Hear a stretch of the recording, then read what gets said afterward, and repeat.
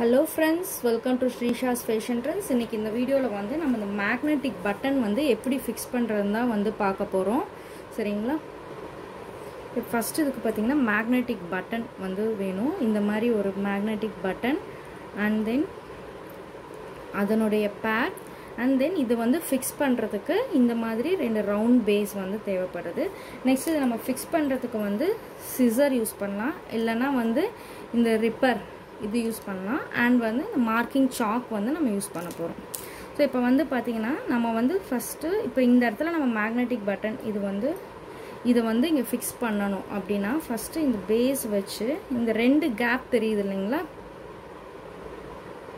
இந்த ரெண்டு கேப் தெரியுது இல்லையா? அதுல நம்ம வந்து ஃபர்ஸ்ட் மார்க் பண்ணிக்கணும். சோ மார்க் பண்ற இடத்துல தான் நம்ம வந்து ஹோல்ஸ் போடுவோம். அந்த ஹோல்ஸ் வழியா தான் magnetic button நம்ம fix பண்ண போறோம்.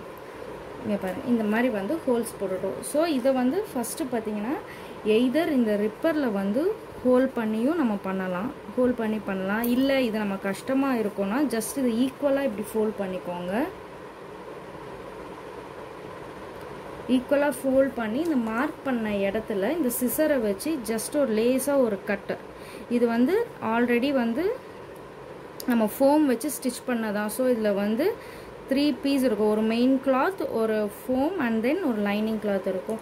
சோ இப்படி பண்ணதுக்கு அப்புறமா இந்த ரிப்பர் இருக்கு இல்லீங்களா? இந்த ரிப்பரை வந்து மறுபடியும் உள்ள வந்துட்டு நல்லா அந்த ஹோல்ஸ் வந்து நல்லா ஹோல் பண்ணிக்கோங்க. நெக்ஸ்ட் வந்து பாத்தீங்கன்னா இந்த பட்டன் இருக்கு இல்லையா? இந்த பட்டனை வந்து ஜஸ்ட் இந்த ஹோல்ஸ்க்குள்ள போற மாதிரி ஃபிக்ஸ் பண்ணிக்கணும் நாம. இப்போ பாருங்க இந்த ஹோல் வழியா போயிட்டு இந்த மேக்னெட் வந்து இங்க ஃபிக்ஸ் ஆயிடுச்சு. நெக்ஸ்ட் வந்து பாத்தீங்கன்னா இந்த மாதிரி கிளிப்ஸ் இருக்கும். ரெண்டு கிளிப்ஸ் இருக்கும்.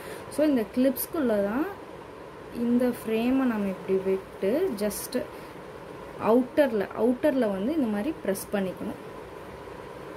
அவுட்டர்ல இந்த மாதிரி நல்லா கையில அமுத்தி விட்டாலே போதும். டூல்ஸ் வந்து தேவையில்லை. நல்லா ஸ்ட்ராங்கா இந்த பாருங்க நல்லா ஸ்ட்ராங்கா வந்து ஃபிக்ஸ் ஆயிக்கும். நெக்ஸ்ட் வந்து பாத்தீங்கன்னா அதே மாதிரி இப்போ எந்த இடத்துல நம்ம வச்சிருக்கோமோ இது வந்து உள்ள வந்தா இன்னொரு மேக்னெட்டோட இன்னொரு பார்ட் வந்து நம்ம அவுட்டர்ல தான் வைப்போம். சோ இப்படி வச்சு இப்படி மூடுறப்ப தான் ஒரு பர்ஸோ இல்ல ஒரு பேக்கோ வந்து கரெக்டா இருக்கும். சோ இப்போ நம்ம வந்து இந்த இடத்துல போட போறோம். சோ அதுக்கு என்ன பண்ணனும்னா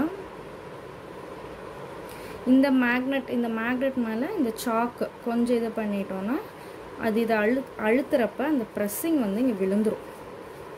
பாருங்க இந்த இடத்துல வந்து பிரஸ்ஸிங் விழுந்திருக்கு. சோ நம்ம இங்கேயே வந்து அதே மாதிரி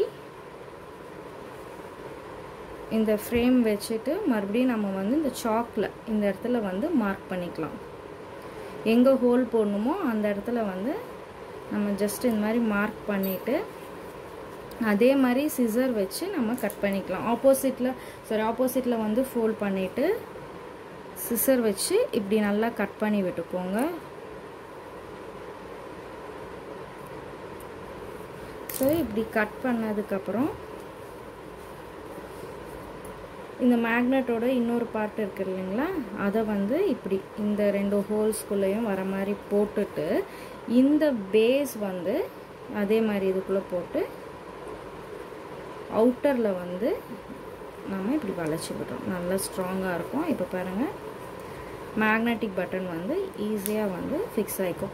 இந்த அவுட்டர்ல வந்து இந்த மாதிரி இருந்தா இதுல நாம ஏதாவது பட்டன்ஸோ இல்ல வேற ஏதாவது டிசைன்ஸ் இல்ல ஏதாவது ஒரு ஸ்டோன்ஸ் அந்த மாதிரி கொடுத்து இங்க டெக்கரேட் பண்ணிட்டா இங்க ஃபினிஷிங் வந்துரும். சோ இவ்வளவுதான் फ्रेंड्स மேக்னெட்டிக் பட்டன் வந்து ஃபிக்ஸ் பண்றது. சோ இத வச்சு நம்ம நெக்ஸ்ட் வர வீடியோஸ்ல வந்து நம்ம பண்ணலாம். அதே மாதிரி நெக்ஸ்ட் வீடியோ வந்து zipper and runner and Velcro வந்து எப்படி ஃபிக்ஸ் பண்றதுன்னு நான் வந்து உங்களுக்கு சொல்றேன். Thank you friends.